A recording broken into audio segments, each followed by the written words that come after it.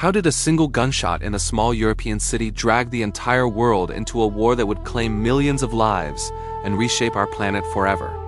Today, we're diving deep into the explosive summer of 1914. Imagine Europe at the dawn of the 20th century.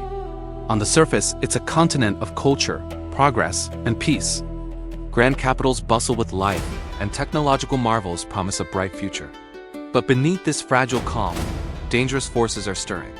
Nationalism is a roaring fire, with people across the continent fiercely loyal to their own cultures and dreaming of independence or dominance. Mighty empires like the British, French, German, and Austro-Hungarian stretch their influence across the globe, competing for land, resources, and power. This global rivalry creates a web of tension, a powder keg waiting for a spark. At the heart of this volatile mix lies the Austro-Hungarian Empire, a vast and unwieldy collection of different ethnic groups, each with its own ambitions. It's a patchwork empire struggling to hold itself together, and its neighbor, Serbia, is a hotbed of Slavic nationalism. Dreaming of a unified South Slavic state, a dream that directly threatens Austria-Hungary's territory. Our story zooms in on June 28, 1914, in the city of Sarajevo, a provincial capital within the Austro-Hungarian Empire. Archduke Franz Ferdinand, the heir to the empire's throne, is on an official visit. It's meant to be a show of imperial strength, but it will become a date that lives in infamy. Waiting in the crowd is Gavrilo Princip, a young Bosnian Serb nationalist, part of a secret society determined to free his people from Austrian rule. As the Archduke's motorcade passes, shots ring out through the streets. Franz Ferdinand and his wife, Sophie, are struck down. The news of the assassination sends shockwaves across the globe. Newspaper headlines scream in disbelief. For Austria-Hungary, this is more than just a tragedy. It's a direct attack on the honor and stability of the empire. They quickly blame Serbia, believing the Serbian government was involved in the plot. What follows is a tense, month-long diplomatic standoff known as the July Crisis.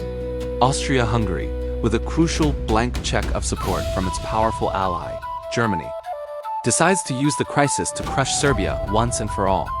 They issue an ultimatum to Serbia, a list of harsh demands so severe they were designed to be rejected.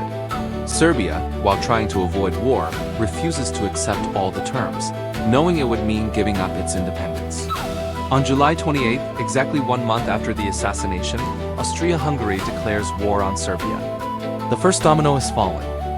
Now, the intricate and dangerous system of alliances that had been built up over decades kicks into gear. This system was meant to keep the peace through a balance of power, but instead, it creates an unstoppable chain reaction. Russia, seeing itself as the protector of all Slavic peoples, begins to mobilize its massive army in support of Serbia. This alarms Germany, which sees a mobilized Russia as a direct threat. Germany demands Russia stand down, and when Russia refuses, Germany declares war on Russia. Bound by its own alliance with Russia, France begins to mobilize its troops. Germany, anticipating a two-front war, enacts the Schlieffen Plan, a strategy to quickly knock out France by invading through neutral Belgium before turning to fight Russia. So Germany declares war on France and sends its armies marching into Belgium. The invasion of neutral Belgium is the final straw for Great Britain. Pledged to defend Belgian neutrality and fearing a dominant Germany controlling the continent, Britain declares war on Germany. In just a few short weeks, a regional dispute has spiraled into a continental war. The great powers of Europe, locked into their alliances, are now committed to a conflict of unimaginable scale. Across Europe, the declaration of war is met with a surprising wave of patriotic fervor. Crowds gather in city squares, cheering and singing national anthems.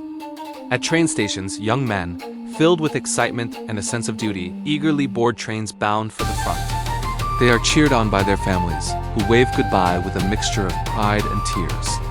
The common belief is that the war will be a short, glorious adventure, over by Christmas. No one could possibly imagine the horror that lay ahead. But the dream of a quick war quickly dies in the mud of the battlefield. The nature of warfare has changed. Industrial-era weapons make old tactics suicidal. Soldiers dig in for protection, creating a vast network of trenches that will soon stretch for hundreds of miles across France and Belgium. A hellish landscape known as the Western Front. Barbed wire fences crisscross no man's land. The deadly space between the opposing trenches. The dominant sound of the war becomes the terrifying chatter of the machine gun, which can mow down hundreds of men in minutes. The skies are filled with the thunder of artillery shells, which rain down destruction day and night. New and terrifying weapons are introduced, like poison gas, forcing soldiers to wear primitive, frightening gas masks. On the vast plains of Eastern Europe, the Eastern Front sees massive armies clashing over enormous distances, a fluid but equally brutal theater of war. This is no longer just a European conflict, it's a world war. Empires call upon their colonies for help. And soon, soldiers from India, Africa, Australia, Canada, and beyond are fighting and dying on battlefields far from home. Propaganda posters appear everywhere, demonizing the enemy and urging men to enlist.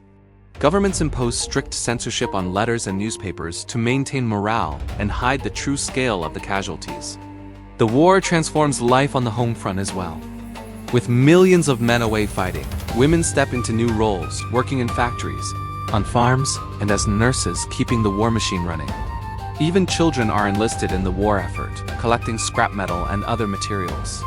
The entire industrial and economic might of nations is focused on a single goal: total war. Fleets of massive battleships clash in epic naval battles, while German U-boats, a new and deadly submarine weapon, stalk Allied shipping lanes, threatening to starve Britain into submission. In the skies, giant Zeppelin airships bring the terror of war directly to civilians, dropping bombs on cities like London. The world has been utterly transformed, plunged into chaos and violence. When we look back, it's clear the assassination in Sarajevo was the spark, the immediate trigger. But the fuel for the fire had been stockpiled for years: intense nationalism, imperial rivalries, an arms race, and rigid military plans. The complex web of alliances acted as the fuse, ensuring that once the fire was lit, it would spread uncontrollably. The leaders of Europe, driven by ambition, fear, and a tragic sense of national honor, walked their countries step by step into the abyss. What began in the summer of 1914 would become known as the Great War. It would last for 4 brutal years, leaving a legacy of destruction that would haunt the world for generations. Millions would die, great empires that had stood for centuries would crumble to dust, and new nations would be born from their ashes. The world would never, ever be the same. This was the beginning of the First World War. Thanks for watching. And if you want to learn more about pivotal moments in history, make sure to subscribe to our channel.